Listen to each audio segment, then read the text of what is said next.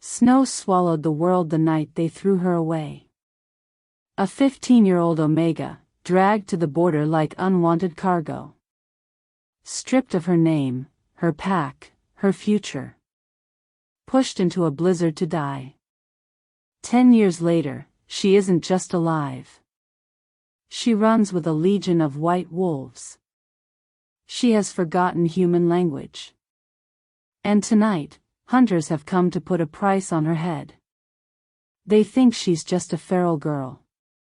They have no idea that when she screams, every wolf in the north will answer. Before we dive into this story of betrayal, survival, and power you can't cage, hit subscribe so you don't miss the next parts. And drop a comment telling us where you're watching from. And as you listen, tell us, what lesson are you already hearing in Nyra's story? Is it about family? Freedom? Or what it costs to be chosen last? All right. Let's go back to the girl the world tried to erase. The blizzard howled over the mountains, a constant roar of wind and ice, but Nyra barely noticed. She ran barefoot through the snow, skin kissed by a cold that would have killed anyone else hours ago. Moon-pale hair streamed behind her in a wild banner, catching frost, tangling with blown ice. Her breath came in steady bursts, lungs working hard but smooth, her movements low and fluid. 40 white wolves ran at her sides. They moved like a single creature poured into many bodies, slipping between pines and over drifts with effortless grace. Their fur glowed under the fractured moonlight, heavy and thick against the winter's bite. Nyra belonged to them as surely as they belonged to the storm. She wasn't the girl who had once walked polished halls on careful feet. She wasn't the inconvenient daughter of an alpha anymore. Here, she was something else. She was packed. The lead wolf, a colossal white male, cut through the storm at the front. He was nearly twice the size of any ordinary alpha, muscles rolling beneath his pelt, eyes a pale, unearthly silver that caught every flicker of movement. Nyra kept pace on his left shoulder. She always did. Ever since that first night in the snow, when she had been half dead and shaking, and this giant wolf had pressed his massive head against her chest, breathing warmth back into lungs that had almost given up. The pack had circled around her then, 40 bodies forming a living wall against the wind. They hadn't left since. Here, in this frozen cathedral of pine and ice, no one called her weak. No one called her burden. No one called her expendable. The memory of those words still existed, like old scars pressed deep beneath her skin, but they'd blurred over time. The marble floor. The smell of incense and fear. The ring of eyes watching while a man with the same eyes as hers turned his back. Alaric Voss. Her father. Her alpha. The one who'd treated her like a bargaining chip and then thrown her away when the deal soured. The world where people wore crowns and spoke in courts felt unreal now, like a story someone else had told her once. The only reality that mattered was this: the snow under her feet, the breath of the wolves, the shadows of prey moving ahead like ghosts. The lead wolf lifted his head. One sharp, commanding howl split the air. Nyra's muscles coiled the instant she heard it. She darted left, dropping low, fingers grazing the snow as she sprinted through a narrow gap between the trees. Her eyes, gray shot through with icy blue, locked on a flicker of movement ahead. A bull elk crashed through the undergrowth, heavy and careless. The pack's formation adjusted without a single spoken word. They never needed speech. An ear twitch, a tail shift, the angle of a flank, that was all it took. Flank. Drive. Converge. Nyra's job was always the same: push prey toward the killing ground. She burst out of the pines with a sound that had nothing human left in it, half snarl, half battle cry, wild and raw. The elk's head snapped up, eyes rolling white. It bolted, hooves tearing into the snow, exactly where the pack needed it to go. Directly into the path of the white giant. The kill was clean. One moment, there was movement. The next, the elk lay still, throat crushed in the lead wolf's jaws. Steam rose from the carcass, mingling with the wolf's breath in the frigid air. They didn't feed all at once. Hierarchy came first. The massive white wolf ate first, claiming his right with calm, unhurried bites. Then the strongest males stepped in. Then the females. Finally, when everyone stronger had taken their share, Nyra approached. Years ago, the first mouthful of raw meat had made her gag. Now, she didn't hesitate. Warm blood hit her tongue. The meat was fresh, rich, and heavy. It tasted like survival. And survival was the only law the snow respected. She ate until heat spread through her limbs, until the hollow ache in her belly dulled to something manageable. When the last scraps were claimed, the pack drifted away from the kill site, moving toward a small clearing where snow fell in slow, lazy spirals. Moonlight poured down through the canopy, painting everything in silver. The wolves settled in a loose heap, sprawled bodies pressed together, sharing warmth, breath rising in soft clouds. Nyra moved to the spot that had become hers over the years. She curled against the side of the white giant. Her scarred fingers buried themselves in his thick fur, searching for the steady rhythm of his heartbeat. There it was. Strong. Unshakable. A drum in the dark. She pressed closer. The wolf made a low, rumbling sound deep in his chest, something that felt content. If she still thought like a human, Nyra might have wondered about him. Why was he so much larger than any other wolf she'd ever seen? Why did his eyes hold a sharp, calculating intelligence that went beyond instinct? Why did he never leave her side, even when the other wolves ranged far to hunt new ground? Why did the rest of the pack defer to him with a respect that looked like fear and devotion all at once? But she had stopped asking questions a long time ago. Questions belonged to the world that had cast her out. Out here, there was only the rhythm of life. Hunt. Feed. Sleep. Survive. Repeat. It was simple. It was enough. The night deepened. Wind shifted through the pines, carrying scents in complex layers: snow, bark, old blood, distant ice. Nyra dozed for a while, head resting against the white wolf's ribs, her breath sinking with his. That was when she heard it. Crack. A single sharp sound. A branch snapping where no branch should. Her eyes flew open. Every muscle in her body went taut, ready to spring. The white wolf was already standing, a massive frame rising in a single smooth motion. A warning snarl rippled through his chest, low and lethal. The pack responded instantly. Wolves slid into formation around Nyra, fanning out in defensive rings. Yellow eyes glowed in the gloom. Teeth bared. Ears forward. Bodies braced for violence. Nyra dropped into a crouch, fingers curling like claws, breath cutting short. She heard them before she saw them. Human voices. Heavy steps. Clumsy compared to the wolves' soundless glide.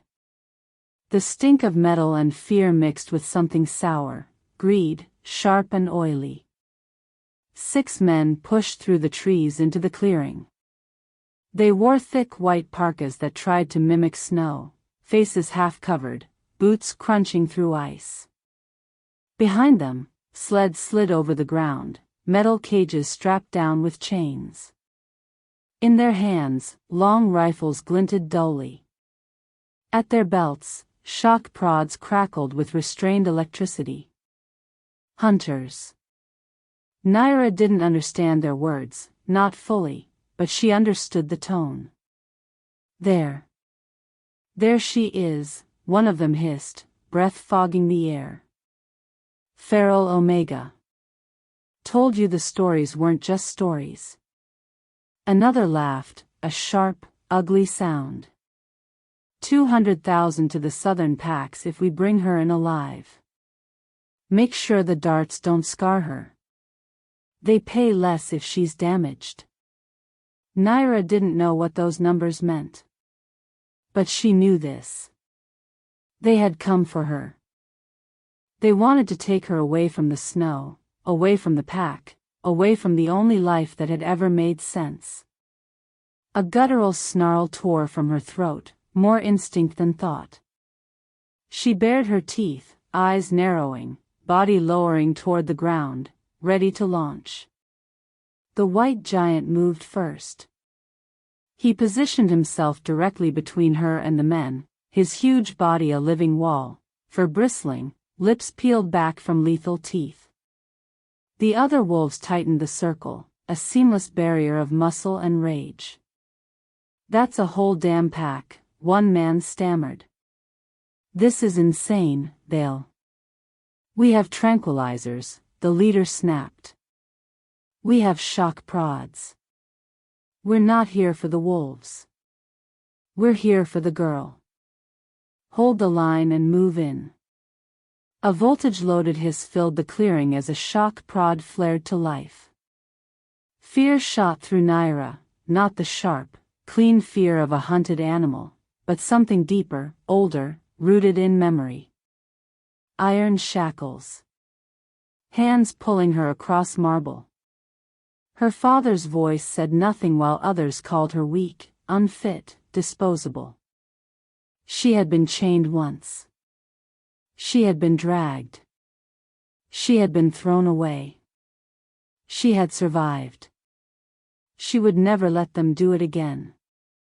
Something inside her chest, something she hadn't touched in 10 years, split open. It wasn't a sensation she could name. Not quite pain, not quite heat. More like a crack racing through ice, reaching for something far below the surface. The world narrowed. The hunters. The wolves. The snow. The white giant at her side. Nyra's throat opened. Sound clawed its way out of her body, raw and ancient. It wasn't a scream. It wasn't a howl. It was older than both. A single command, shaped in a language her mind barely remembered but her bones had never forgotten. Come. The word didn't travel through the air like a normal sound. It ripped through the forest like a shockwave. Every wolf within miles felt it, not with their ears, but with whatever part of them still remembered the first language, the one woven into blood and instinct before packs had names and kings wore crowns. The forest answered. Snow exploded from the treeline as wolves poured in from every direction. Not just her 40. Others. From ridges she'd never climbed. From hidden dens she'd never seen. From territories she'd never crossed. Paws thundered over the snow, bodies ghost-white against the dark pines. 10 wolves. 30. 60. Then it stopped being a number she could count. Within heartbeats, over 200 wolves surrounded the clearing. They didn't snarl. They didn't rush. They simply appeared, forming a second ring around the hunters, an unbroken perimeter of fur and teeth, eyes glowing like scattered stars in the storm. The men froze. This isn't natural," one whispered, voice cracking. "There's no way." The leader's bravado crumbled as he turned in a slow circle, taking in the wall of wolves, the size of the white giant, the lethal stillness in their bodies. "We're pulling out," he snapped finally, panic bleeding into the edges of his command. "Leave the cages. Move, now." They broke. They ran. They abandoned their sleds, equipment, and the money they'd been promised. They stumbled over roots and snowdrifts, shoving each other in their desperation to escape. The wolves moved as one. They surged forward, not to kill, but to chase, snapping at heels, driving the hunters all the way to the border of the territory. A warning written in fear and near-miss teeth. "Come back, and we won't stop at fear next time."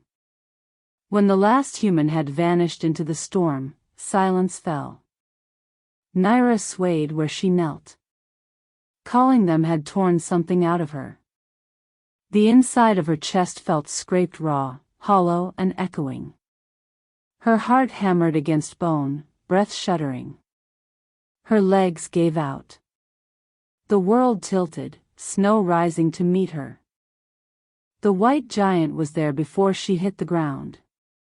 He pressed his massive body against her side, bracing her, sharing his heat. Other wolves crowded in, forming a tight cluster around them both. Her fingers dug into his fur, clinging.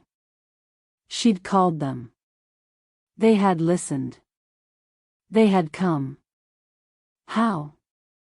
She didn't know. She didn't understand. She only knew that whatever she had just done had changed something. Not just in the pack, not just in the forest, inside her.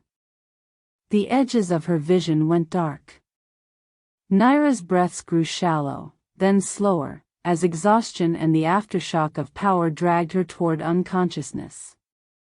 Through the roaring in her ears, she heard a sound she had never heard from the white giant before.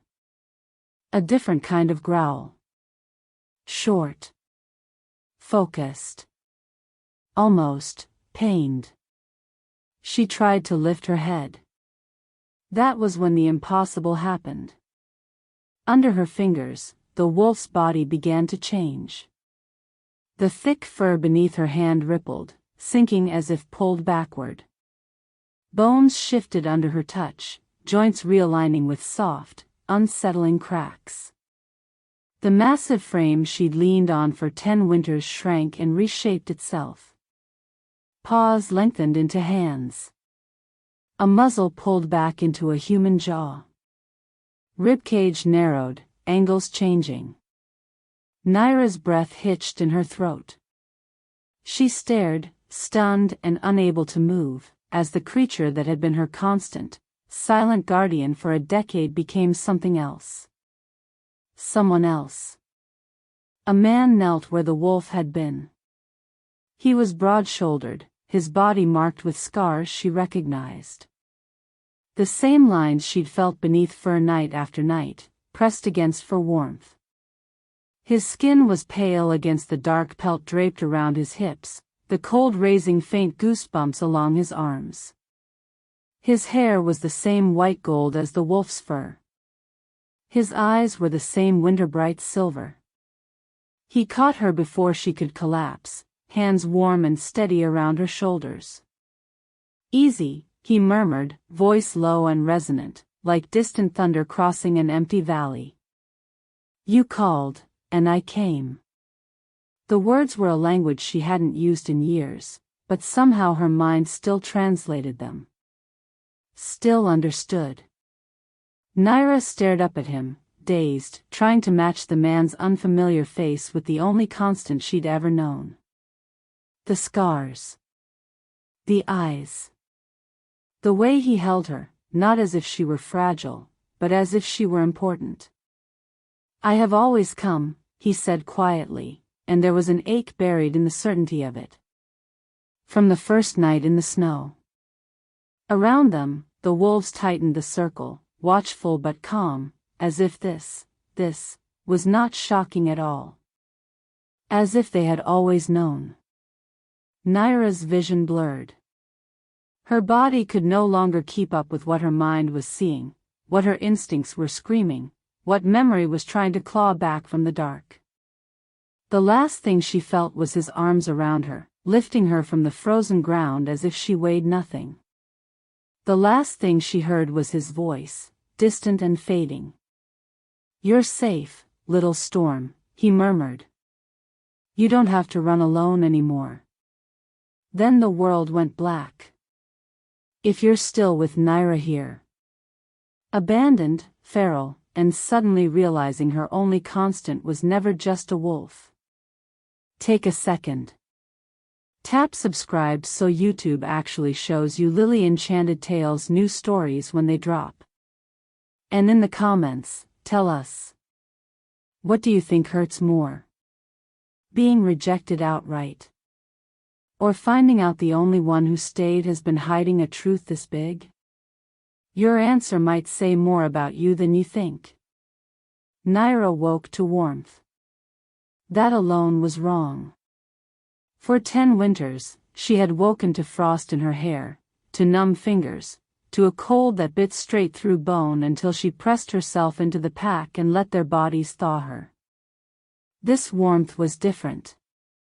It was steady. Controlled. She lay on something soft, layers of thick pelts cushioning her back. Above her, the ceiling arched in a smooth curve of translucent ice, catching and bending firelight into amber gold. Flames crackled somewhere nearby, their glow dancing across the walls. Her eyes flew open. She sat up too fast, dizziness snapping at her vision. Instinct flooded through her veins like a second heartbeat. Wrong. Enclosed. Not forest. The space was small, the air still. Cold, but not deadly. The walls were solid ice, tinted faint blue where the light didn't reach. An opening in the wall yawned to her left, narrow and watchful. Blocking it was a figure. A man. The man. He sat with his back against the wall, one knee up, forearm resting casually across it. He'd wrapped himself in furs now, but his chest was still partially bare, scars catching the firelight in pale, jagged lines. The same scars she'd pressed her face against as a wolf, though she hadn't known it then. His gaze was fixed on her, those same frost-pale eyes, steady and unreadable. Nyra's body moved before thought. She scrambled backward on hands and heels until the ice pressed against her spine, a snarl tearing from her throat. Her fingers curled like claws again. She dropped into a low crouch, balanced between springing forward and bolting sideways. This wasn't her den. This wasn't the hollow tree, or the packed earth, or the open sky. This was a cave. A box. A potential cage. He didn't flinch. "Nyra," he said quietly, her name reshaped from the wolf's soft grunts into human syllables. "You're safe. No one will hurt you here." His voice rolled through the cavern, calm and deep. It sounded like winter winds slowed down, less violent, more patient. Safe. She didn't know that word in this tongue anymore, but she felt its shape. She lunged anyway. 2 strides. That was all it took. She threw herself at him, hands aiming for his throat, teeth bared in something too wild to be called a human expression.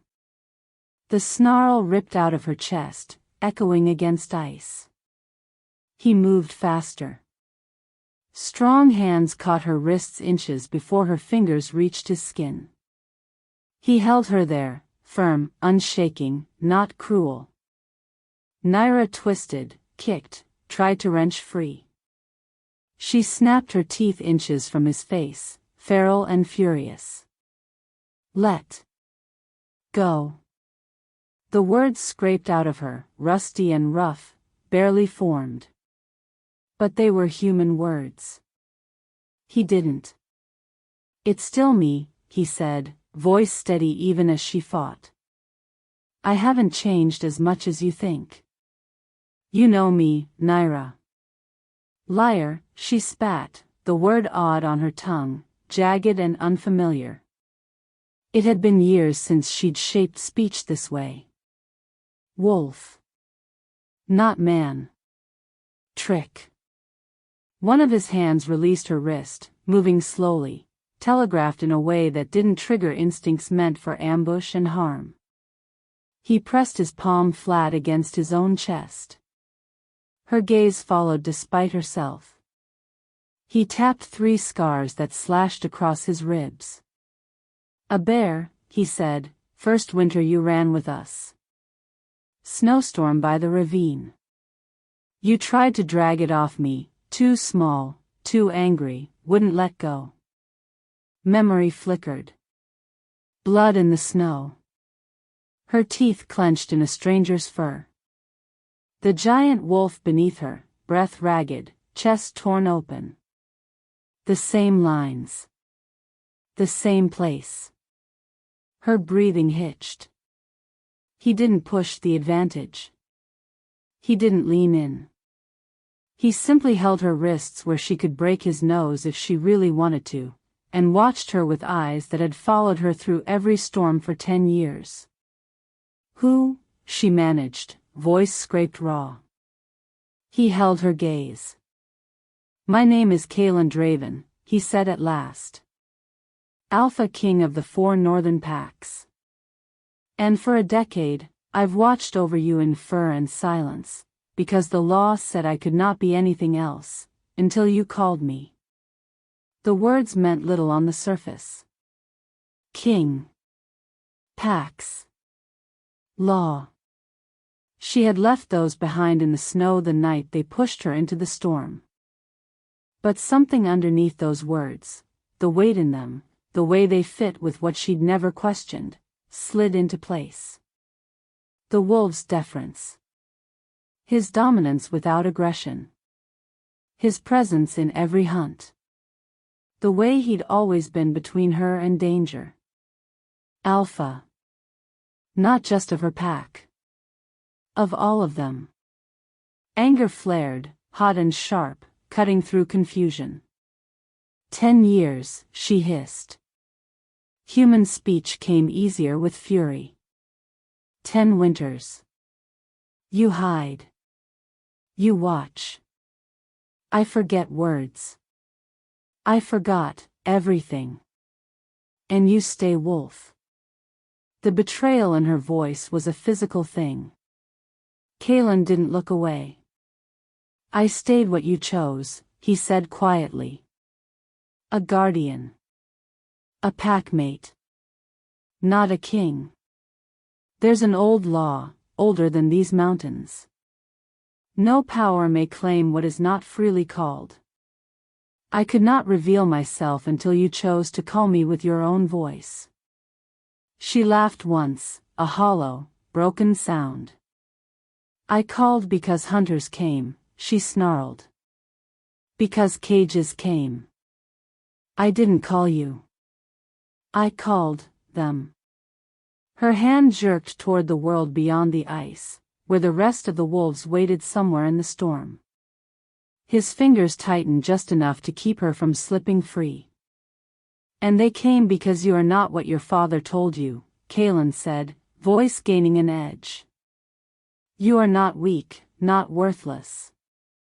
You are something he feared so much he'd rather throw you into a blizzard than let you grow into it. The word father hit like a thrown stone. Nyra's jaw clenched. The instinct told her to run. To flee this cave. To throw herself back into the only life that made sense, hunt, feed, sleep, survive, without kings or laws or men with eyes like winter storms. 2 parts of her clashed. The wild part, forged in ice and teeth, trusted the scent, the presence, the steady calm of the being in front of her.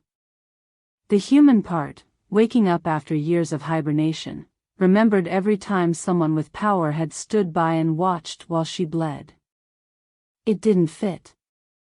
None of it fit. She tore her wrists free with a violent twist he allowed more than lost. Backed into the corner of the cavern until the wall dug into her shoulder blades. "No," she said, voice shaking with more than cold. "Wrong. All wrong." She didn't wait for an answer. Nyra bolted. She squeezed past his seated form, scraped through the narrow opening, and plunged back into the storm. Snow clawed at Nyra's skin as she tore through the blizzard, breath burning, feet pounding over ice. Behind her, the world she thought she understood had cracked in half. The only creature she'd trusted for 10 years. Her guardian, her pack, her constant. Was not a wolf. Not even close. And as she vanished into the white night, something darker moved through the trees. Something hunting the pack. Something that wasn't supposed to be here. This time, they weren't just coming for her. They were here to take everything. Before we continue, subscribe, and comment where you're watching from, because tonight, someone's entire world is about to be rewritten again. Now, back to Nyra in the storm. The storm swallowed her immediately. Wind hammered against her ribs. Snow stung her face, sharp as broken glass. She didn't slow. She ran on all fours at first, animal instinct carrying her faster than thought could keep up. Muscles burned, lungs strained, but the need to escape outpaced pain. Escape the cave. Escape the man. Escape the truth. Trees blurred past. Branches scraped her shoulders. Ice cracked under her feet. Then, through the roar of the blizzard, she heard it. A howl. High. Sharp. Not pack. Not familiar. A distress signal. Another answered it, deeper, pained. Nyra froze. Her breath hitched in the cold air. Snow collected in her tangled hair. Every sense sharpened, awareness stretching through the storm. The wolves were calling. And something else was calling back. Something is wrong. A gunshot cracked through the blizzard. Nyra's body reacted before her mind did. She launched forward, sprinting toward the sound. She didn't think of Kaelin. Or the cave. Or the truth she'd left behind. The pack was in danger. That was enough. The trees opened suddenly into a clearing. Chaos churned at the center, snow stained red, wolves circling, hunters shouting over the storm. Not the same men as earlier. A new group. 3 of them, each armed with tranquilizer rifles and reinforced shock spears humming with electricity. A wolf pup limped near a fallen log, whimpering. 2 adult wolves snapped and lunged at the men, trying to draw fire away from the injured pup. They were quick, but the hunters were prepared this time, armor layered under their winter clothes, shields strapped across their arms. Nyra sprinted into the clearing, breath fast and sharp. Then her heart dropped. Kaelin was there. Humans. Kneeling. Bare skin bleeding across the snow. A tranquilizer dart jetted from his shoulder, its feathered tail trembling in the wind. He'd shifted to protect the pup. And the hunters had taken advantage. Nyra's chest tightened. She didn't realize she'd moved until she was already sliding across the snow toward him. One of the hunters pivoted, rifle raising. Nyra lunged. Her weight slammed into him, knocking him flat. His rifle skidded across the ice. He grabbed for a shock spear, but she kicked it away, teeth snapping close to his face. He flinched back, hands up. The other 2 hunters turned, startled. Too late. Wolves burst from the pines behind Nyra in a wave of white fury. They crashed into the hunters with crushing force, pinning them down, teeth clamping onto arms. Not killing, not yet, just holding. The clearing erupted with snarls, shouts, the grind of boots on ice. Nyra dropped to her knees beside Kalen. He was conscious, barely. His jaw clenched as he fought the drugs in his system. Nyra, his voice slurred. She cut the dart free with her nails. Blood welled from the puncture. She scooped snow into her hands, packing it firmly against the wound. The cold slowed the drug spread. She'd learned that watching injured wolves survive dart attacks. "Stay awake," she said. Kalen's eyes unfocused. His head dipped. Nyra grabbed his jaw and forced his face toward hers. No sleeping. He exhaled through his teeth. Wasn't planning to. She worked fast, snow, pressure, herbs she'd spotted earlier under a pine. She chewed them briefly, bitter and sharp, then pressed the paste around the wound. Kalen winced but didn't pull away. The wolf pup limped closer, pressing its head into Nyra's arm. She gave it one brief touch, then refocused on Kalen. "You shouldn't have shifted," she muttered. Pup needed help. His speech was clipped but coherent. "What about you?" He blinked slowly. "I had you." Nyra's breath caught. Not a monologue. Just 5 quiet, devastating words. She didn't answer.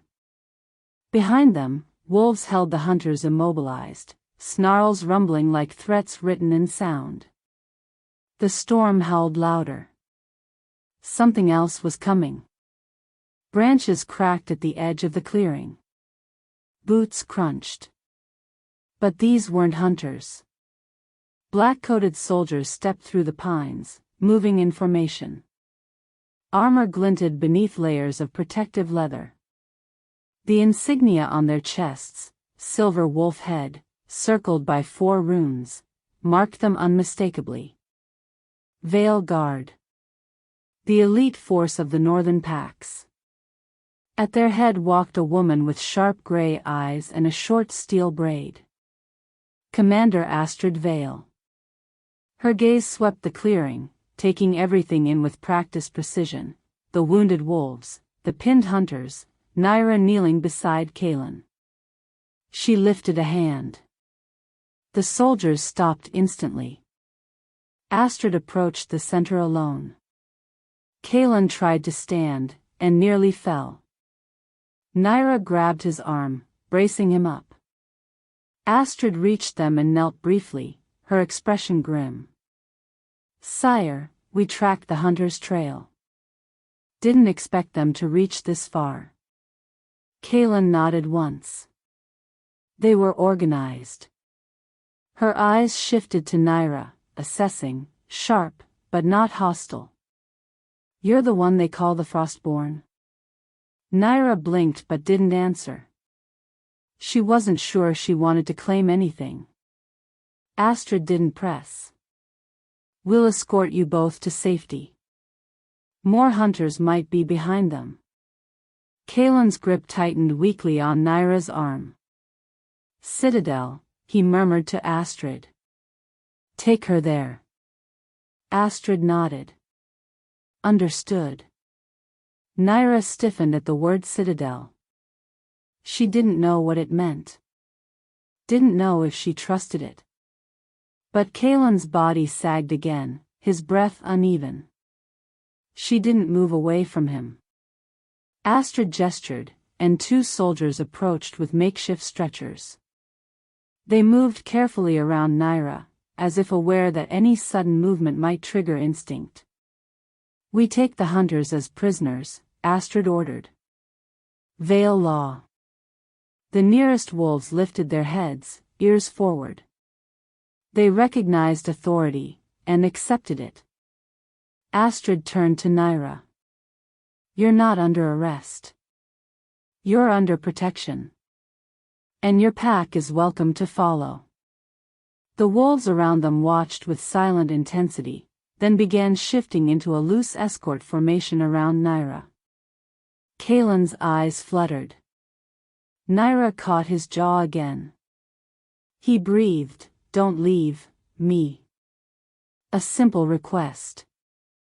No demand. No command. Just the truth." Nyra exhaled, steadying the trembling in her own hands. "Fine," she said. "I'm coming." The journey through the mountains was slow.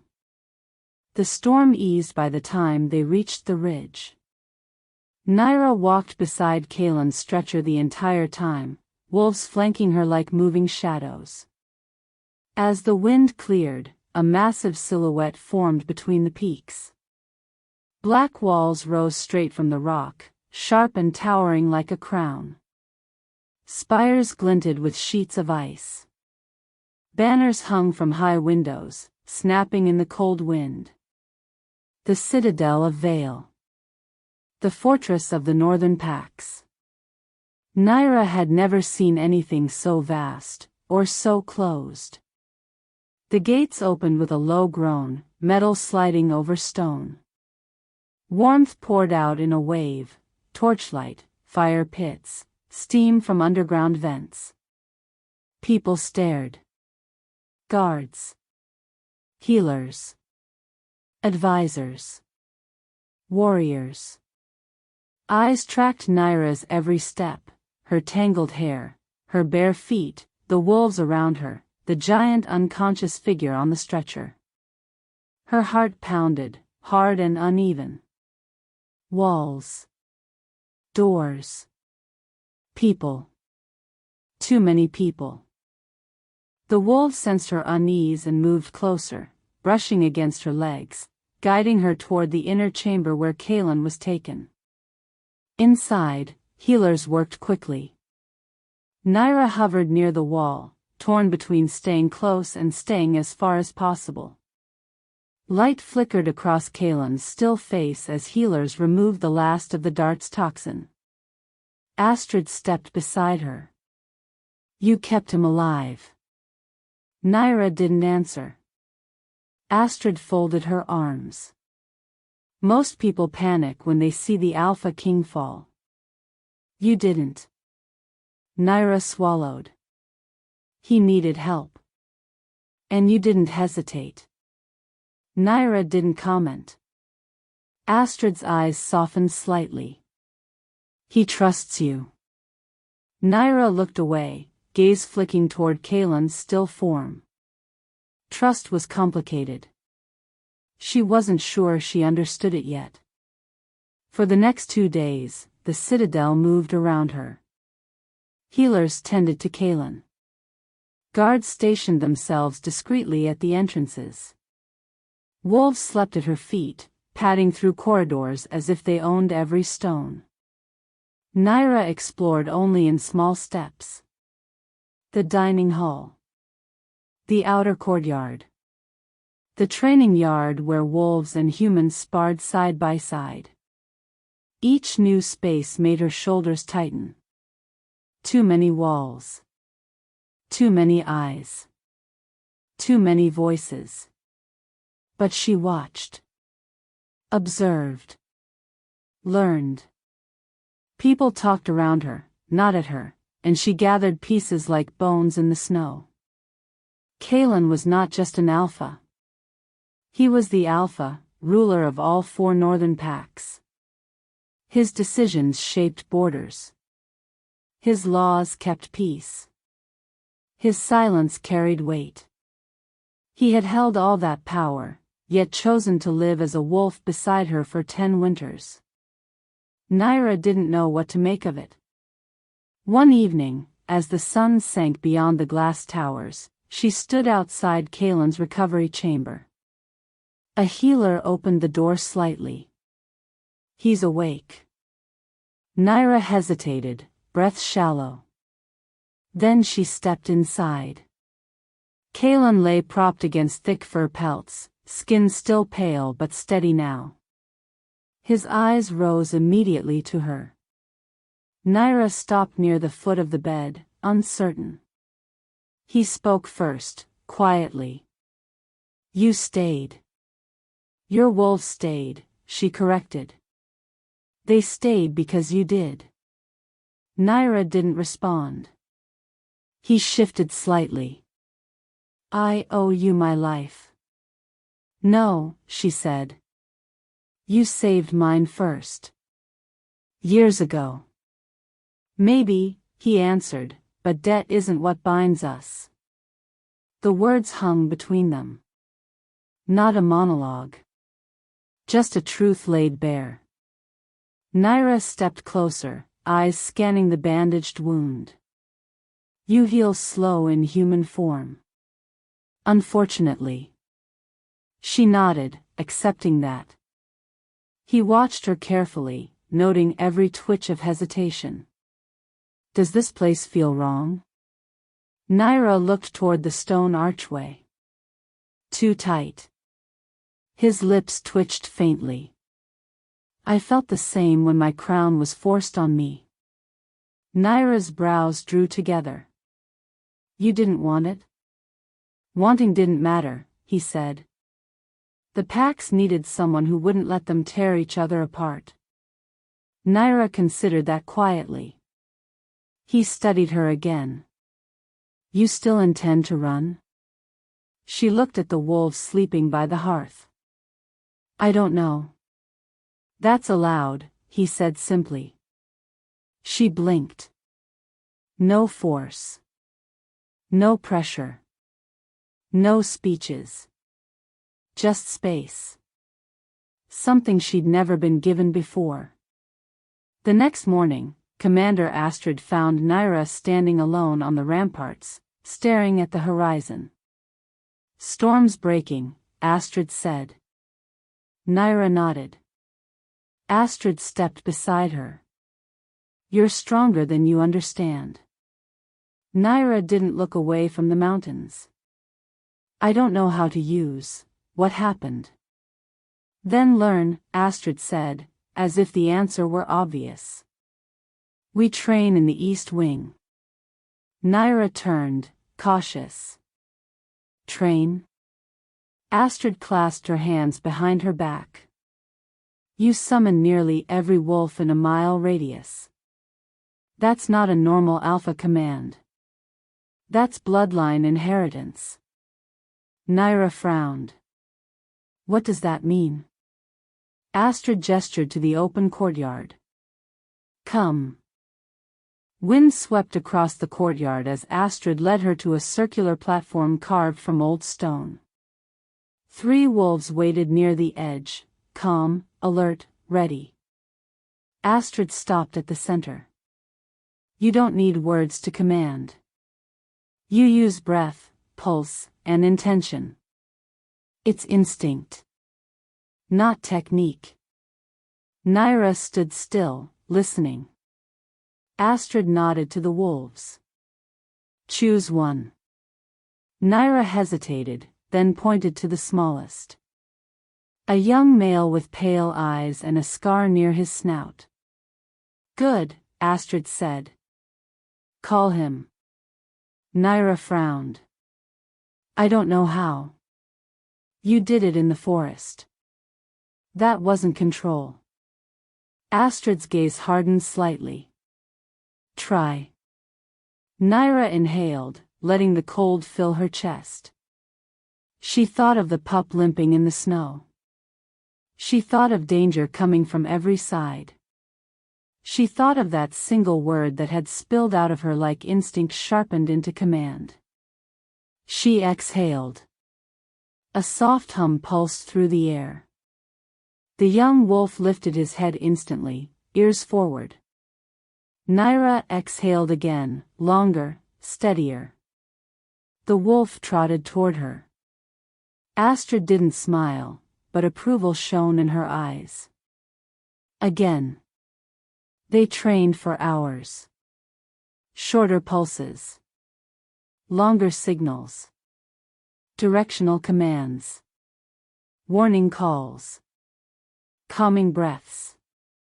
By afternoon, Nyra could summon one wolf with precision, push another gently away, signal danger, or call for aid without raising her voice. Astrid folded her arms when they finished.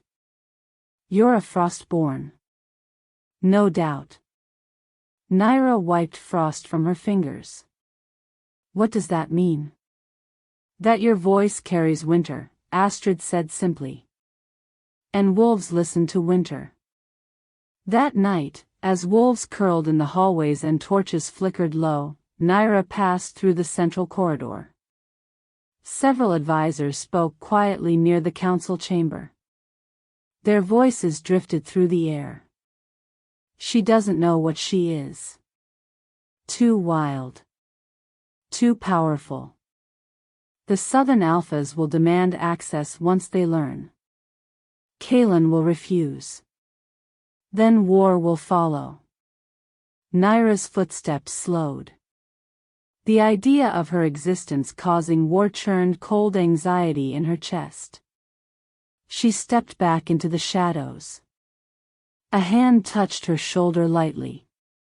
Rowan Black, Kaelin's beta, met her gaze with steady dark eyes. "You hear more than people think," he murmured. Nyra didn't respond. "They're worried," Rowan said. "But fear makes people stupid. Don't let it shape you." She studied him. "Why warn me?" "Because the king needs allies," Rowan answered. "And you aren't a threat unless someone decides to make you one." His tone held no judgment. Only fact.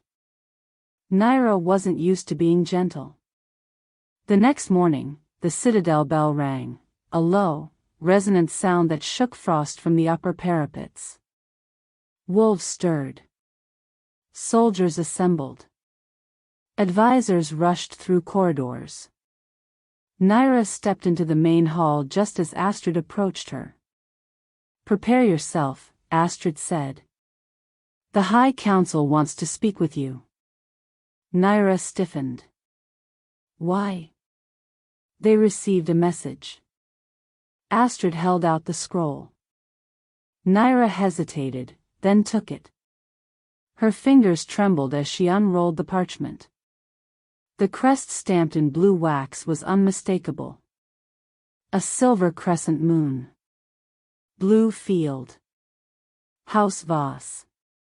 Her father's crest. Nyra's stomach dropped. Astrid's voice was steady. "He knows you're alive." Nyra stared at the seal. Astrid continued, "He's coming to the citadel. With envoys." Nyra kept breathing, but her pulse hammered against her ribs. Astrid's expression tightened with the same warning wolves used when sensing a predator. "He says he wants his daughter back." The parchment crumbled slightly in Nyra's hand. Her voice came out quiet. "I don't belong to him." Astrid nodded. "No. You don't." But outside the citadel walls, a blue-bannered convoy was already crossing the frozen plain. And the man who once threw Nyra into a blizzard was coming to claim what he believed he still owned. The blue banners reached the citadel gates before sunrise. Snow cracked under steel boots as riders dismounted, breath steaming like smoke from their armor. At their head was the man who had thrown Nyra into a blizzard like garbage. Aldrich Voss, Alpha of the Southern Dominion. He wasn't here for justice. He wasn't here for the truth. He was here to reclaim what he believed he owned. And in the next hour, the girl he'd tried to erase would have to stand in front of the entire Northern Council and look him in the eyes. Before we continue, hit subscribe and drop a comment telling us where you're watching from. And tell us, what should Nyra do when she finally faces her father? Forgive? Fight? Or walk away? Now, the gates are opening. The courtyard buzzed with tension long before the procession came into view. Wolves lined the walls, silent, watchful, twin flames behind their eyes. Warriors in black armor flanked the gatehouse, gripping spears tipped with silver. Citizens gathered on balconies above, murmuring in low, uncertain voices. Nyra stood between Astrid and Rowan, her shoulders tight, bare feet planted on cold stone. Frost clung to her hair, part snow, part power she didn't know how to stop from leaking out when she felt cornered. Astrid leaned in slightly. He won't touch you. Nyra didn't take her eyes off the gates. He already did. 10 years ago. Astrid's jaw tightened, but she didn't answer. The gates creaked open. The wind rushed in first. Then the riders. Heavy cloaks. Blue and silver banners. Hardened warriors with cold expressions. And then, stepping through the center archway, Aldrich Voss. Nyra felt her heartbeat slam once, hard, then drop into an icy rhythm. He looked almost unchanged. Tall. Sharp jaw. Hair dark as old ash. Eyes like polished steel, cold, deliberate, assessing. His armor gleamed with crescent moon insignia. His expression shifted the instant he saw her. Smile. Warm. Rehearsed. Lie. He stepped forward. Nyra. His voice carried easily across the courtyard. My girl. Nyra didn't move. Astrid shifted closer. Aldrich lifted his arms slightly, as if expecting her to run into them. I searched for you for years. Rowan snorted under his breath. Nyra kept her voice flat. You stopped after one night. Aldrich blinked. That's not true. Nyra stared at him down. Yes, it is. His facade tightened at the edges. Only the practiced smile remained. I'm here to take you home. Nyra's pulse sharpened. I am home. A ripple tore through the courtyard, wary, taut, electric. Aldrich's eyes hardened beneath the false warmth. This place corrupted you, he said quietly. You don't know what you're saying. Astrid stepped forward. Enough. You'll speak to her in the hall, not here. Aldrich's smile didn't falter, but his eyes narrowed. Of course. He turned toward the citadel doors, but not before giving Nyra a long, assessing look. Like a man inspecting damaged property. Nyra's fingers curled until her nails dug into her palm. The citadel's amphitheater was carved from black stone and ice, torches lining each tier. The air hummed with tension. Hundreds filled the seats, warriors, elders, pack leaders, envoys. At the center stood a raised circular platform. Kalen was already there. Pale, but recovering. His arm bandaged. Armor strapped across his torso. Eyes sharp. When Nyra stepped onto the platform, his gaze softened, barely, but enough. She moved to stand beside him. Close enough to feel the calm strength radiating off him. Not touching. But near. Aldrich reached the platform's opposite side and bowed a shallow, performative nod. King Kaelan. My gratitude for recovering my daughter. Kaelan's expression didn't change. We didn't recover her. She survived. Whispers swept through the chamber. Aldrich glanced at Nyra, the smile dropping a fraction. We'll discuss the details privately. No, Kaelan said. Here. The council head lifted her hand. We convene to determine rightful custody, protection, and future authority regarding Nyra Voss. Both sides will speak. Aldrich stepped forward immediately. Nyra belongs with her blood, he said. She was stolen. Nyra cut him off. I walked into a blizzard because your guards pushed me. Aldrich's jaw twitched. You were confused. I was chained, she said. The chamber stilled. Aldrich's smile vanished entirely. Nyra's voice remained steady. Iron shackles. On the floor of your throne room. Murmurs spread, shock, anger, disgust. Aldrich's stare sharpened to a colder blade. You don't remember correctly. Rowan muttered near the platform's edge. He'd blame rain for being wet. Aldrich ignored him.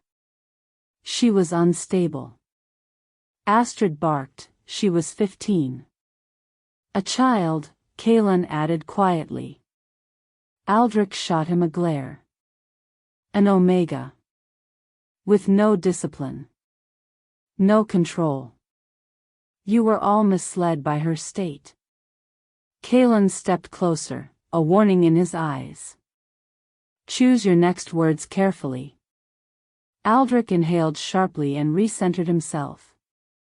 When he spoke again, his tone was syrup over steel. She is my daughter. And I will take responsibility for her future. Nyra answered with 2 quiet words. No, you won't. Aldrich faced her fully now, mask cracking. Nyra, you were raised to be part of something greater. You can't return to this feral state. I survived without you, Nyra said. No court. No title. No name. Aldrich's voice dropped. Names can be restored. I don't want yours. A quiet gasp swept the amphitheater. Aldrich's composure finally fractured. His eyes sharpened with something ugly. This half-life has clouded your judgment, he said. You speak like an animal. Astrid leaned toward Kaelan. He's digging his own grave. Nyra held Aldrich's stare. Better an animal than a coward. Aldrich inhaled sharply. You think you understand strength? Nyra didn't blink. I understand survival. Aldrich's expression shifted, something calculating replacing the fake affection. You command wolves, he said. Fine. Perform the trials. Prove your mind is sound. A low growl rolled through the amphitheater, wolves reacting from the upper tiers. Kaelan's voice was low. You know what those trials do. It is law, Aldrich snapped. She must prove she is capable of making her own decisions. Or she returns to her rightful alpha. Nyra lifted her chin. No. Aldrich sneered. No. I won't take trials designed to break people. Then the law is clear, Aldrich said. She belongs to her blood. Kaelan stepped forward. She belongs to herself. Aldrich ignored him. I invoke paternal claim. Nyra cut across him sharply. I invoke my choice. The council head raised her hand, silencing the chamber. Both claims hold weight, she said. Unless overridden by proof of independence. Aldrich smirked. Then we test her. Kaelin's jaw flexed. You're forcing a child into harm to regain control. She is not a child. Nyra stepped forward. I'll prove it. Kaelin's eyes flashed sharply toward her. He spoke low but firm. You don't have to do this. I do, she said quietly. He only understands proof. Aldrich crossed his arms. The council requires demonstration. Nyra looked around the amphitheater, wolves watching, humans watching, the entire world waiting for her to break or rise. She exhaled, steady. Fine. Nyra stepped into the center of the platform alone. No one spoke. The cold gathered at her feet first, thin lines of frost tracing across the black stone, spreading outward like veins in ice. Wolves above lifted their heads. Nyra inhaled slowly. Her pulse steadied. Breath deepened. The cold inside her chest, usually quiet, stirred, brightening like a flame turned inside out. She exhaled. A pulse swept through the air, silent but heavy. Wolves shifted. Wolves responded. Wolves answered. One by one, they rose from their seats on the upper tiers. Dozens. Then more. Wolves poured from shadowed corridors, from archways, from the entry halls. Not snarling. Not chaotic. Silent. Controlled. Drawn. Nyra didn't shout. She didn't howl. She didn't summon violence. She simply breathed, and wolves listened. Aldrich turned pale. The council watched in stunned silence as wolves circled Nyra, not trapping her, but standing with her, recognizing her with the unmistakable posture of pack acknowledgement. Rowan murmured, "Saints," she didn't even push her voice. Astrid whispered, "Frost lineage." Full manifestation. Nyra stepped forward. The wolves matched her stride. She spoke simply. I choose myself. The chamber erupted in shock. The council head rose. That is sufficient. The trials are waived. Aldrich's voice slashed across the chamber. This is trickery. Nyra faced him. This is power. Aldrich's mask shattered fully this time, revealing the cold fury beneath. She belongs to me, he snapped. Kaelin stepped between them. No, he said. She belongs to no one. The council head lifted her hand again. Aldrich Voss. Step forward. He didn't move at first. 2 guards approached. He finally walked, stiff and bristling. You abandoned your daughter, she said. You used her as a bargaining piece. You attempted to destroy her for political gain.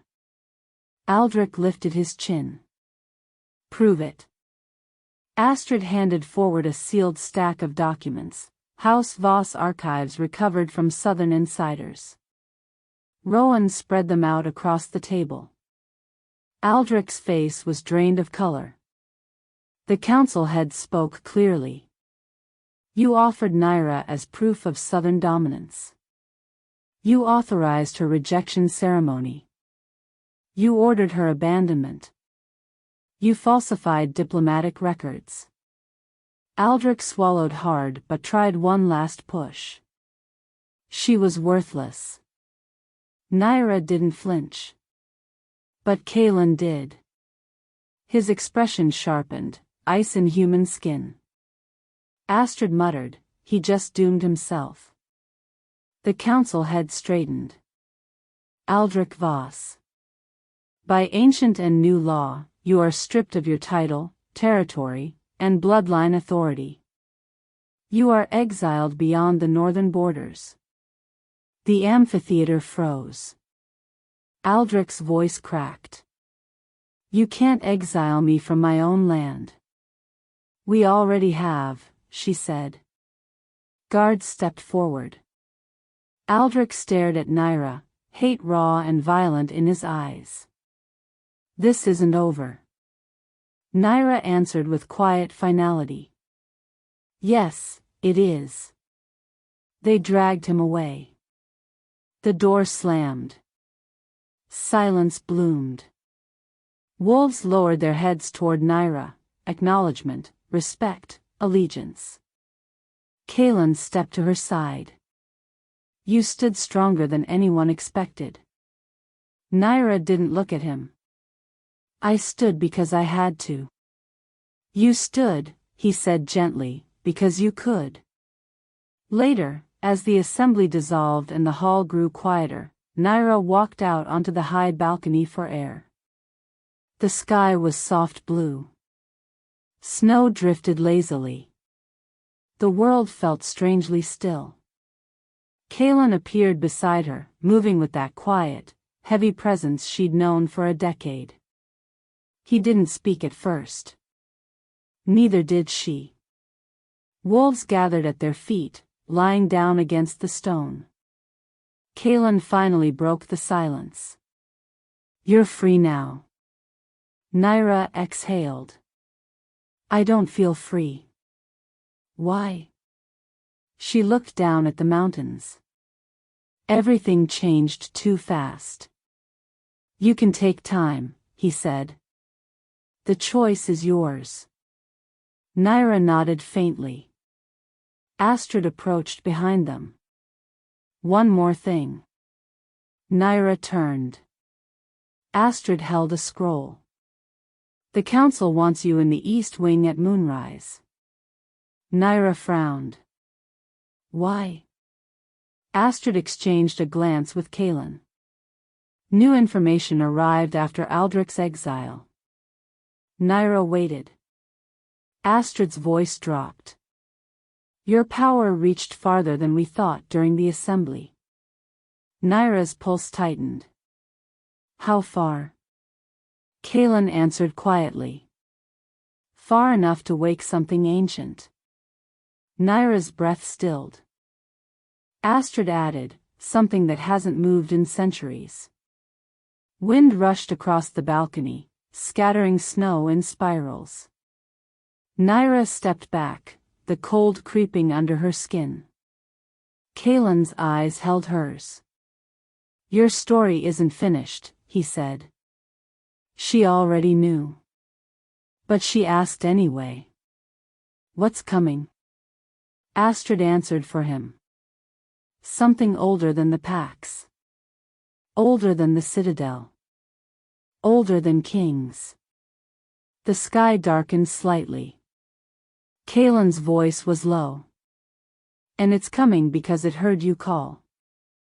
The mountains were too quiet. Wind scraped the ridges in thin, nervous breaths. Wolves paced the perimeter walls, ears pinned, backs rigid. Even the citadel's torches flickered like they sensed something watching from the dark. Nyra stood at the highest tower, frost gathering at her fingertips. She hadn't called anything. Not intentionally. Not deliberately. But something ancient still answered. Before we go deeper, subscribe and comment where you're watching from, and tell us your lesson from Nyra's story so far.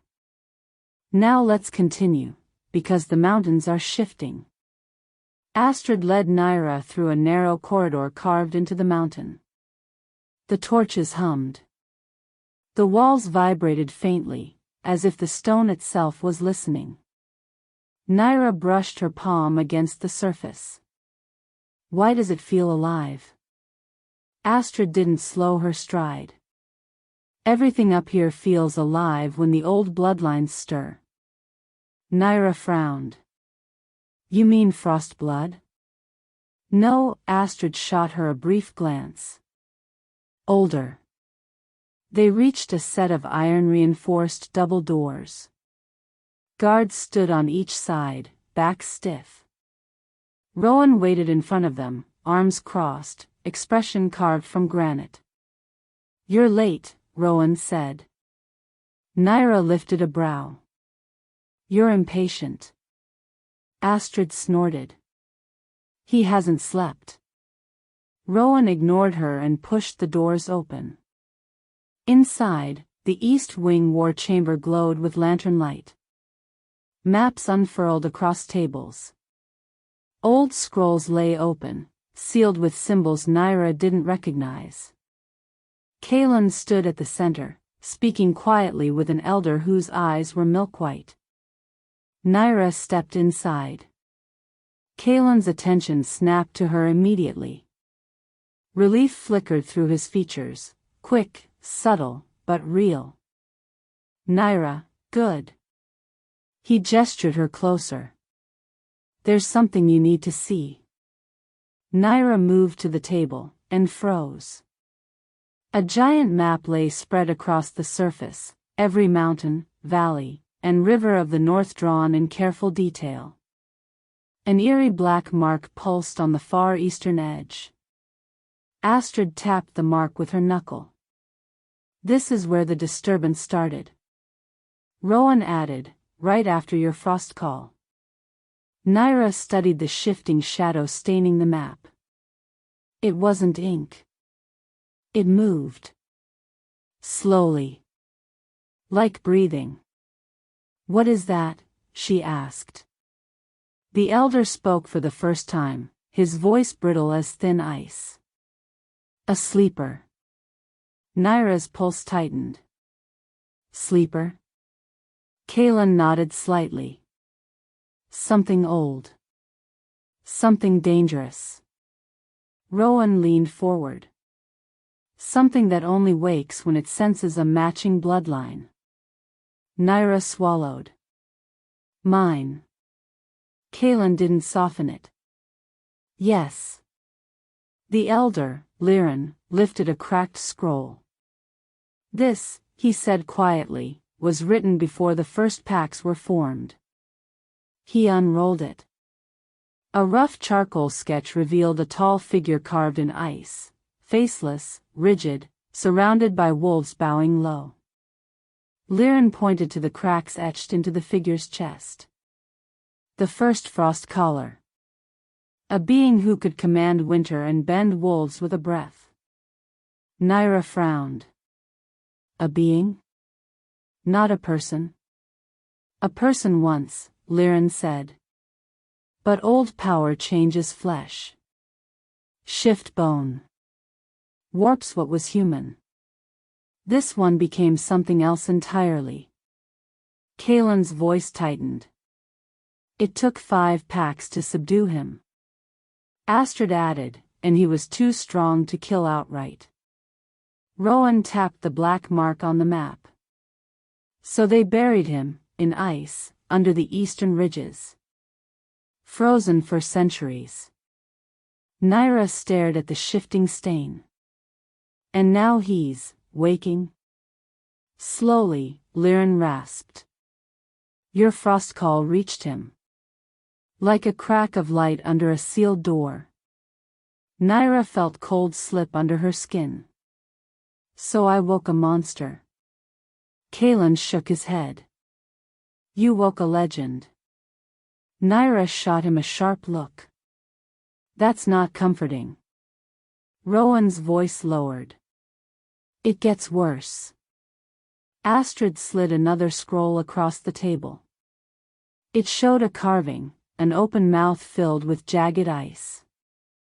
Wolves torn in half at the creature's feet. Astrid tapped it. He devoured alphas. Nyra stared. Devoured? Drank their power, Rowan said. Their packs fell under his control. They followed him like mindless shadows. Nyra's breath hitched. How do you stop something like that? Liren answered softly, you don't. Silence dropped heavily over the room. Astrid finally broke it. But we're not giving up.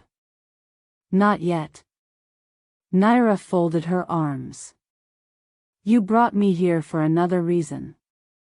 Kaelin nodded. Yes. Because there's something else. He pointed to the map, to the wolves drawn in pale ink across the northern mountains. They're moving toward you. Nyra blinked. What? All of them? Rowan nodded.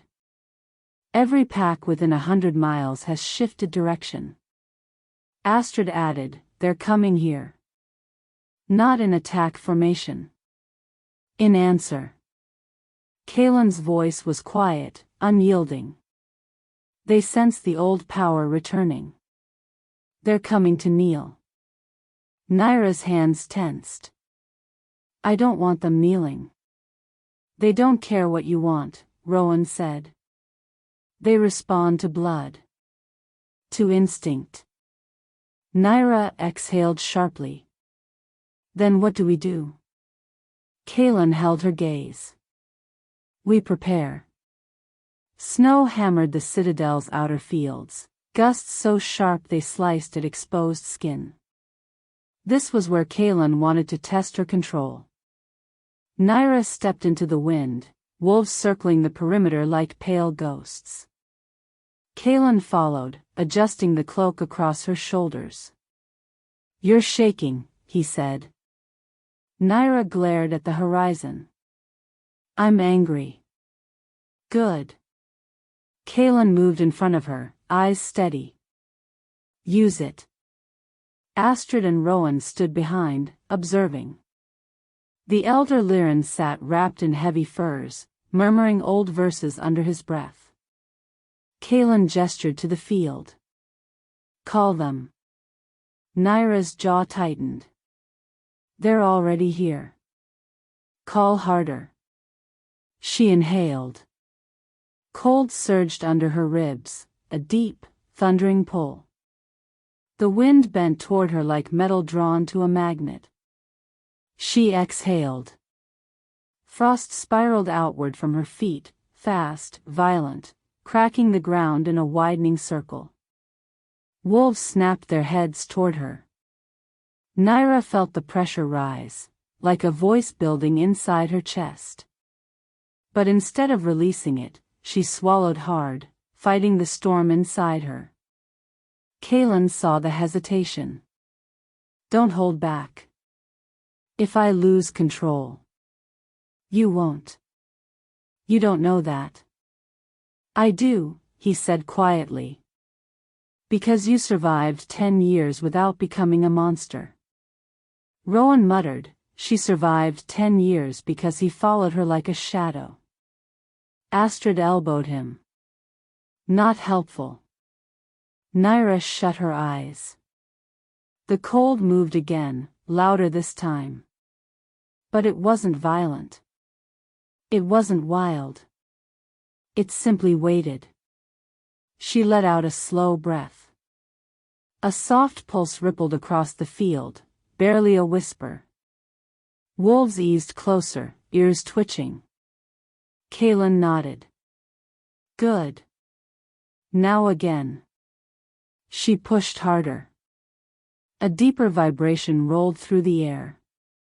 The wolves responded in unison, lowering themselves, acknowledging the call. Again, Kaelin urged. Nyra inhaled, then exhaled in a sharp push. The frost call exploded outward, clean, controlled, powerful. Snow whipped upward around her, swirling in a spiral that lifted her hair off her shoulders. Astrid's eyes widened. Kaelin. He raised a hand. Let her work. Nyra lifted both hands slowly. The frost spiral sharpened. The wind bent around her. Wolves pressed low to the ground, not in fear, but in obedience. Rowan whistled under his breath. She's stronger than we thought. Stronger than she knows, Kaelin said. The stormfields trembled. Nyra opened her eyes. They glowed with cold. She had control now. For the first time. That evening, the citadel quieted early. Torches flickered low. Wolves slept near the gates, breathing in slow, steady patterns. Nyra walked the outer walls alone. Her breath fogged the air. Snow gathered on her hair. She placed one hand on the icy parapet and stared out across the mountains. A distant howl carried through the wind, long, eerie, too deep for any living wolf. Nyra stopped walking. That sound did not belong to mortal flesh. She turned toward the sound instinctively, then paused. A shadow shifted far beyond the valley. At first just a smudge. Then a figure. Tall. Massive. Slow. Moving along the eastern ridge. Nyra leaned over the parapet. No lanterns. No fire. No armor gleaming. Just a giant silhouette, walking through the snow without sinking an inch. Nyra's pulse stumbled. Kaelin. He was behind her instantly, footsteps silent. He followed her gaze. The figure kept moving, steady, inexorable. His voice dropped. You see it too. Nyra nodded. Astrid appeared on their right. You called us? I didn't, Nyra whispered. But the figure changed direction. It turned. And began walking toward the citadel. Rowan reached them moments later, breath fogging the air. What's happening? Kaelin answered without taking his eyes off the ridge. Something old is awake. Nyra tightened her grip on the parapet. Is that him? Astrid's voice was a whisper. It's too large to be anything else. Rowan cursed softly. He shouldn't be moving yet. Kaelin stepped closer to Nyra. We need to bring you inside. Nyra didn't move. He's coming because of me. We don't know that.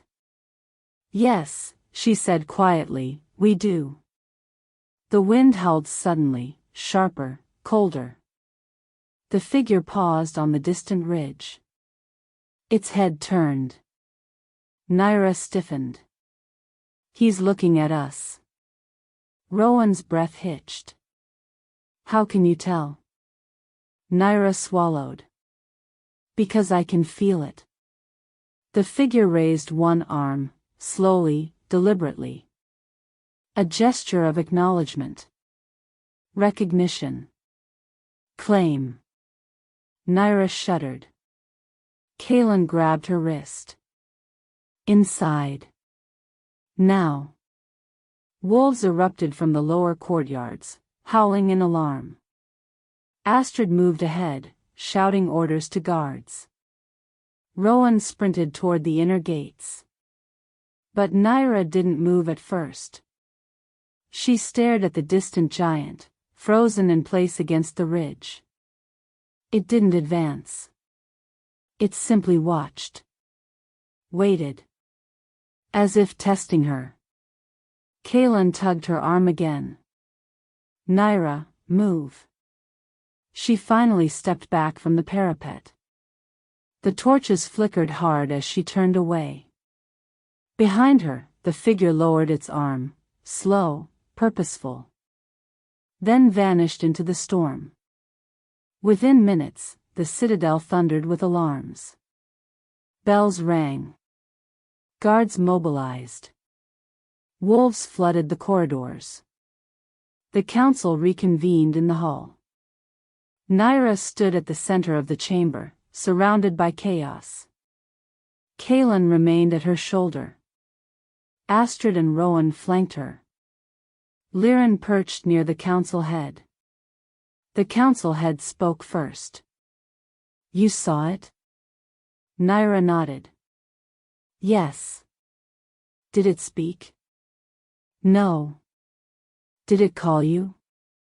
Nyra hesitated. Not with words. What then? Nyra breathed out slowly. It knew me. A cold ripple passed through the chamber. Astrid stepped forward. We need evacuation plans for the outer settlements. Rowan added, and full alert on all ridges. The council murmured agreement. Nyra felt their fear, raw, unmasked, sharp. Liren's voice cracked through the noise. There is one possibility. Everyone turned. Liren stared directly at Nyra. The sleeper may want to test her. Nyra stiffened. Test me how? Frost calls are instinctive, he said. Show him strength, he sleeps. Show him weakness. Kaelin growled. Enough. Liren met his gaze calmly. You know I'm right. Nyra clenched her jaw. So what do I do? Learn faster, Liren said. Train harder. Become what your bloodline demands. Astrid placed a hand on Nyra's shoulder. This isn't your fault. Rowan added, but it is your fight. Nyra looked up at Kaelin. His eyes were steady. Unshaken. I'm with you, he said quietly. She drew a slow breath. Then let's train. Hours later, in the middle of the night, Nyra and Kaelin stood alone in the frost chamber, a sealed training arena crafted entirely of ice and ancient enchantments. Nyra stared at the ice pillars. Again? She asked. Kaelin stepped into position. Again. She exhaled sharply and called power to her chest, clean, steady. Frost spiraled outward. Ice spread beneath her feet. The chamber responded. She pushed harder, bending wind, controlling the spiral. Power rippled through her bones. Kaelin braced himself, watching. Stronger, he said. She pushed. The ice cracked. The air thinned. The chamber shook with the force. Kaelin's arm snapped up as he anchored her. Again, he ordered. Nyra forced the power outward, clean arc, sharp force, controlled freeze. Her vision flickered at the edges. Kaelin stepped in front of her. Stop. No, Nyra snapped. Kaelin caught her wrists. You're shaking. She glared up at him. He's coming. I know. Then I have to be ready. You will be, he said. But not if you break yourself in the process. Nyra's breaths came fast. He held her wrists gently but firmly until she steadied. Astrid's voice echoed from the door. Council wants you both at first light. Rowan stepped beside her. The sleeper moved again. Nyra stiffened. How close? Astrid swallowed. Too close. Just before dawn, Nyra stood on the southern parapet with Kaelin, Astrid, and Rowan. The wind roared. Snow whipped like claws against the stone. Nyra leaned forward. The giant silhouette was back, closer now, maybe half a day's distance.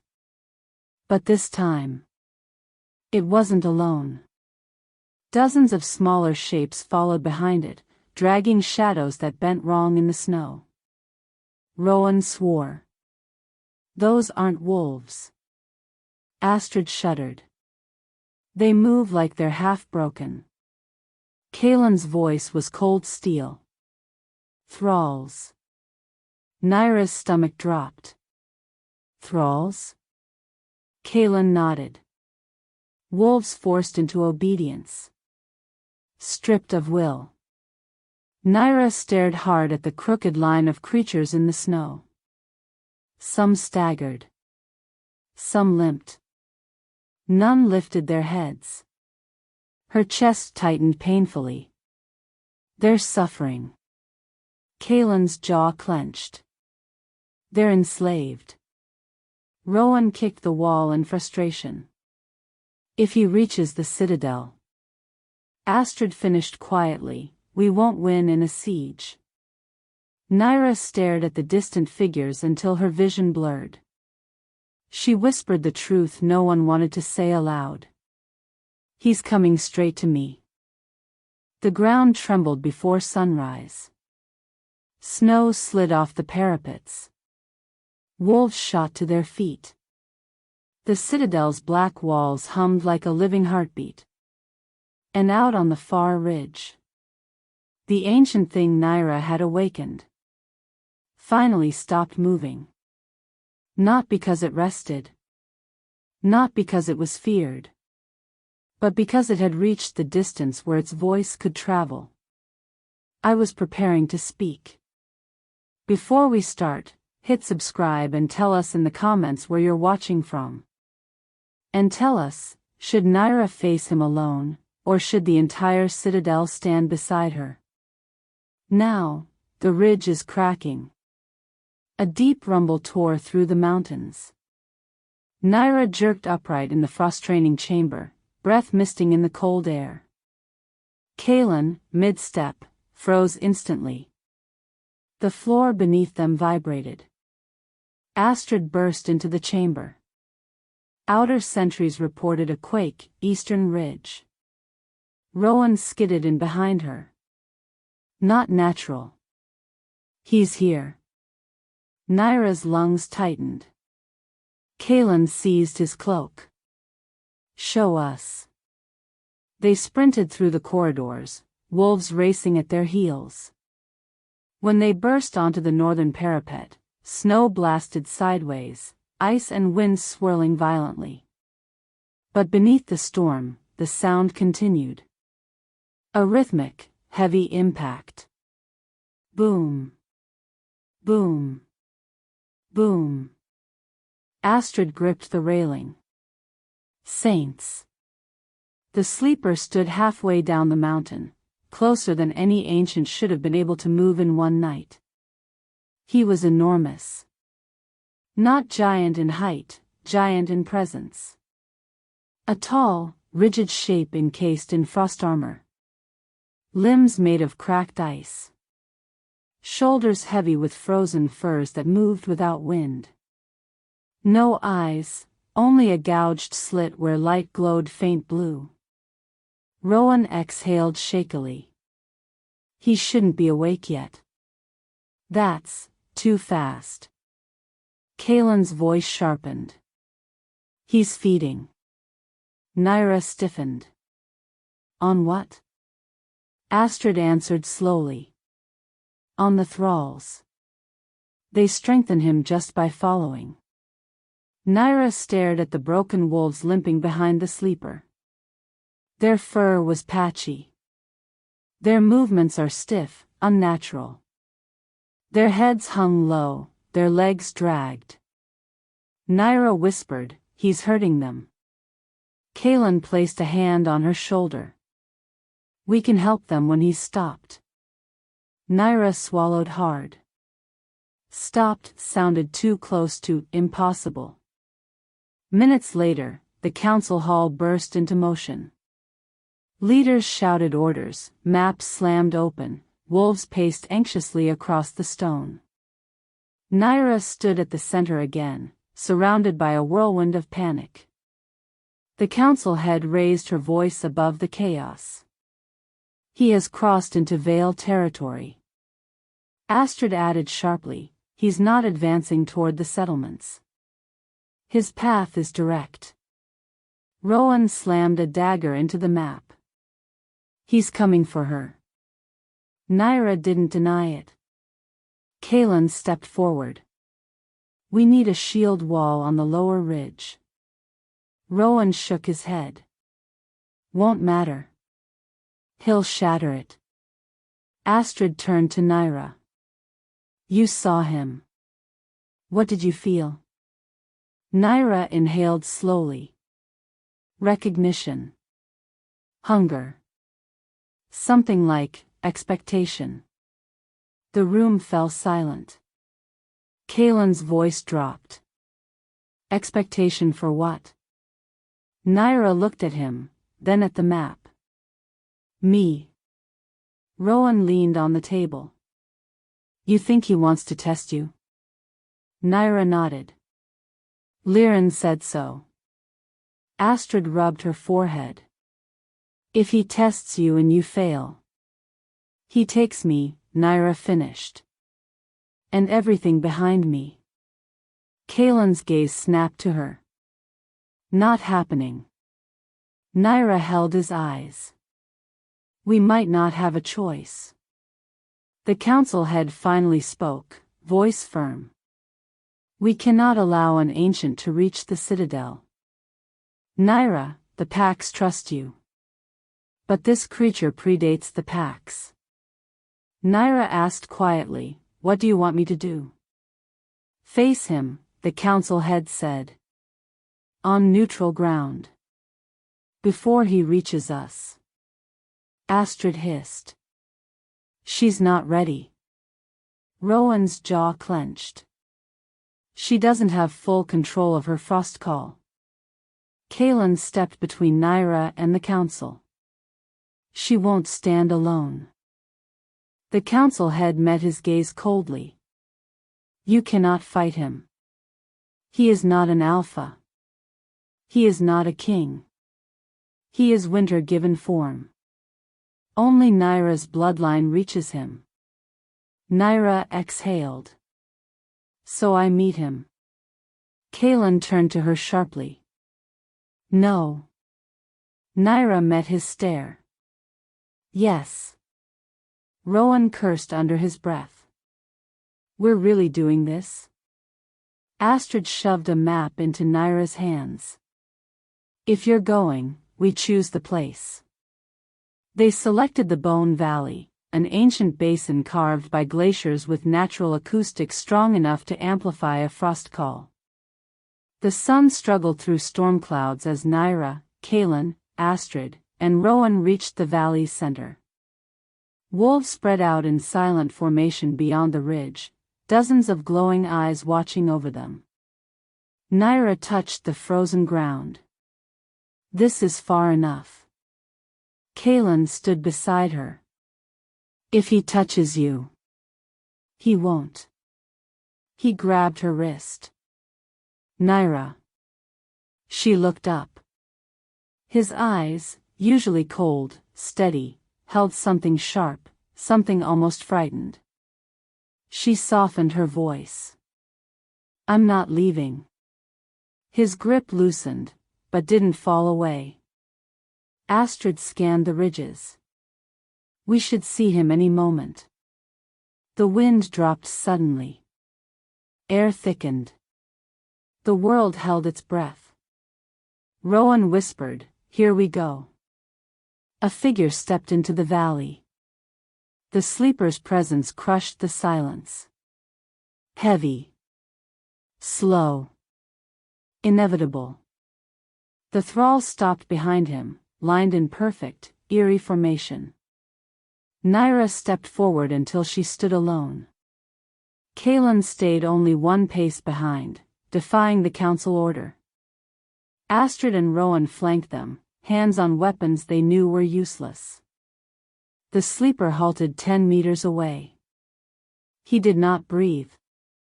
He did not blink. He simply stared. Except. He had no eyes. Yet she felt him staring all the same. Nyra swallowed. Do I speak?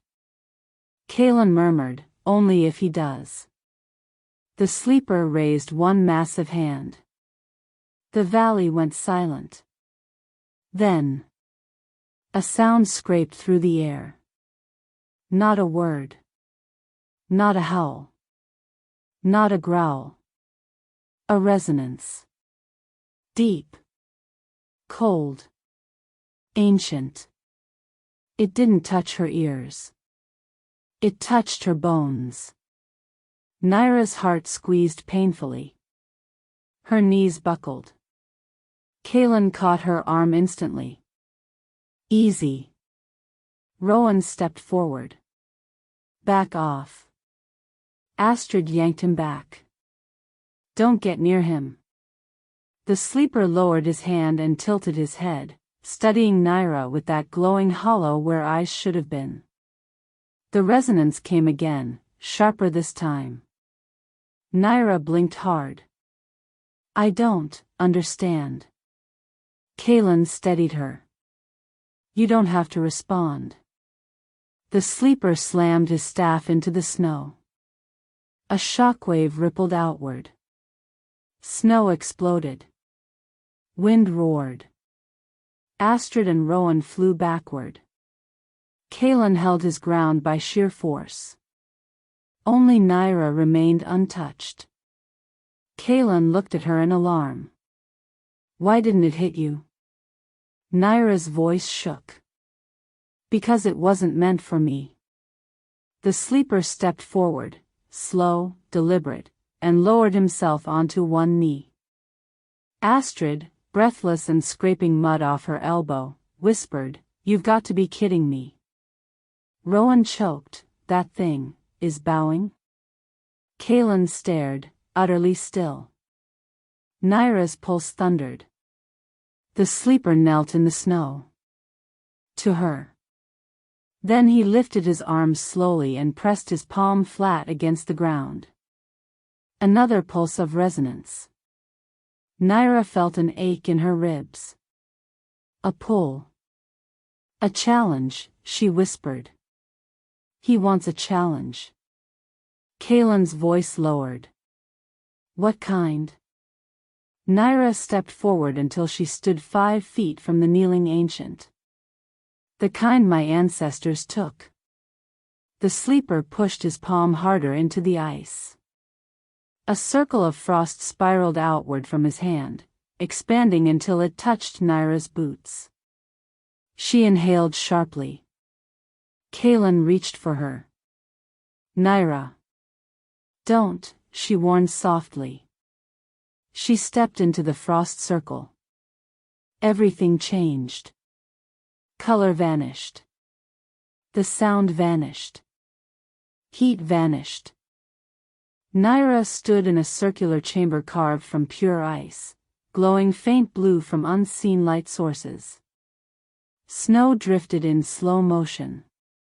Wolf spirits circled the edges, translucent and shimmering. And in the center, the sleeper waited. Unmoving. Silent. Wreathed in frost. Nyra felt the cold sear her lungs. Where is this? A voice boomed, not from him, but around her. Here. Nyra flinched. I thought you couldn't speak. You hear what your blood allows. Cold wrapped around her arms. Why bring me here? She asked. To see. To know. To test. For what? The sleeper lifted one hand. The ice floor erupted in images. Nyra staggered. She saw a battlefield, wolves ripping each other apart. She saw a citadel burning under a crimson sky. She saw a massive gate cracking under violence. And she saw herself. Older, colder, standing alone at a frozen throne. Nyra whispered, What is this? A future. Whose future? Yours. Her breath hitched. I don't want that. Wanting is not relevant. Power chooses. Nyra clenched her fists. My power doesn't choose me. It does now. He rose from the ice, towering over her. The world is shifting. The old blood awakens. You call what you are not ready to command. Nyra backed away. Then teach me. An unnatural stillness settled over the chamber. You cannot hold what you fear. Nyra steadied herself. I'm not afraid. The sleeper stepped forward, fast, impossible, and seized her wrist. Cold shot up her arm. Nyra gasped. Yes, you are. Nyra gritted her teeth. Let me go. Show me strength. He lifted his other hand. A shockwave hit her. Nyra flew backward, slamming into an ice pillar. Pain litany down her spine, but she pushed herself up. Again, she muttered. The sleeper raised his arm once more. This time, Nyra braced, letting power fill her chest, sharp and bright. She pushed back. Frost exploded outward. The chamber crackled under the collision. Wolf spirits scattered. The sleeper paused. Better. Not approval. Not praise. Acknowledgement. Nyra narrowed her eyes. Is that what you wanted? The sleeper stepped back. Not what I want. What you will need. Nyra swallowed hard. What's coming? The ice floor collapsed beneath them, revealing a final image. A colossal shadow. Far larger than the sleeper. With antlers of ice and a crown of winter flame. Nyra's heart stopped. What is that? The sleeper answered with a single pulse that rattled her bones. King.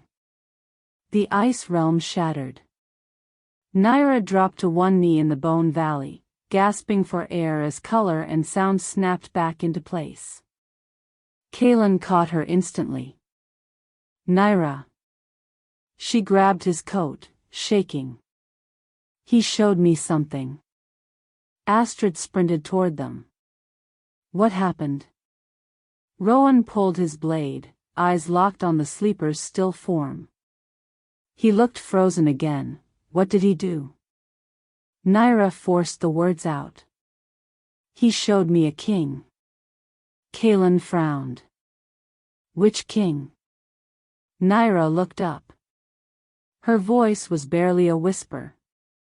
Not him. Not anyone alive. She shook her head. Something older. Astrid stiffened. Another ancient? Nyra nodded slowly. Stronger. Bigger. Worse. Rowan swore. As if one wasn't enough. Kaelin helped Nyra to her feet.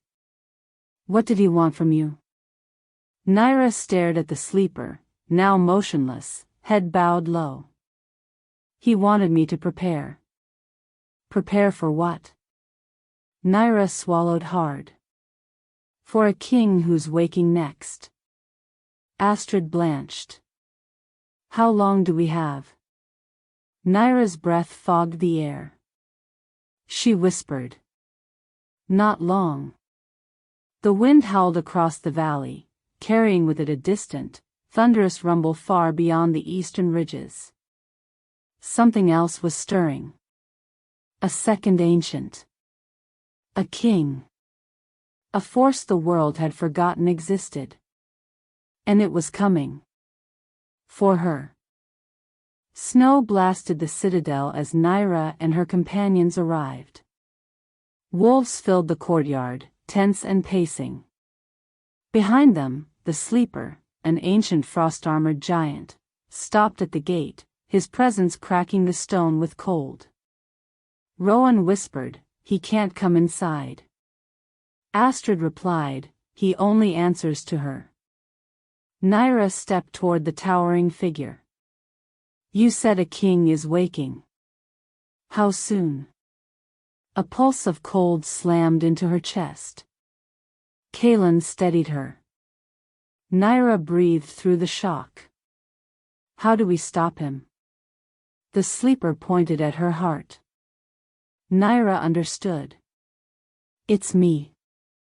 Before anyone could protest, the sleeper turned and walked into the storm. Nyra followed. Kaelin cursed and ran after her. Astrid and Rowan trailed behind. They climbed the eastern ridge until the blizzard thinned, and a massive crevice yawned open below. Blue light rose from the depths. Something moved far beneath the ice. A crown of jagged frost. Antlers of frozen bone.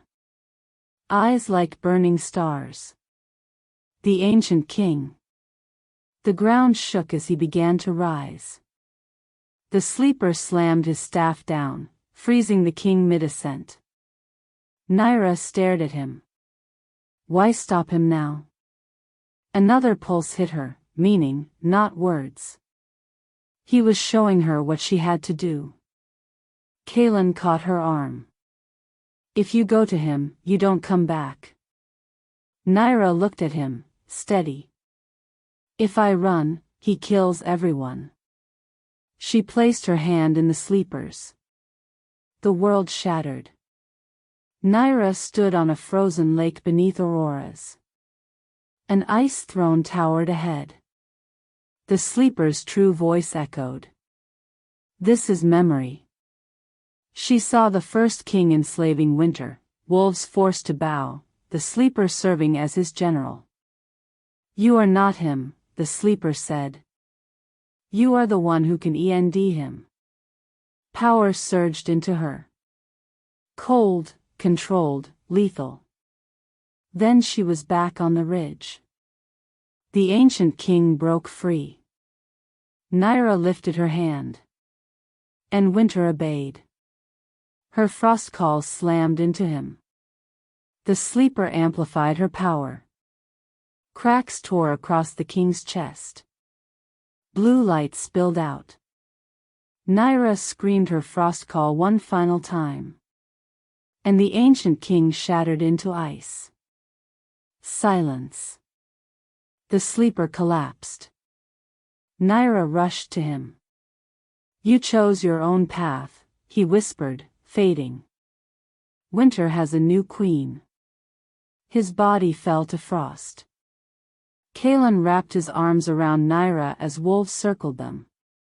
Astrid whispered, What now? Nyra exhaled, snow spiraling gently around her. We build something better. Wolves lifted their heads. And howled in allegiance.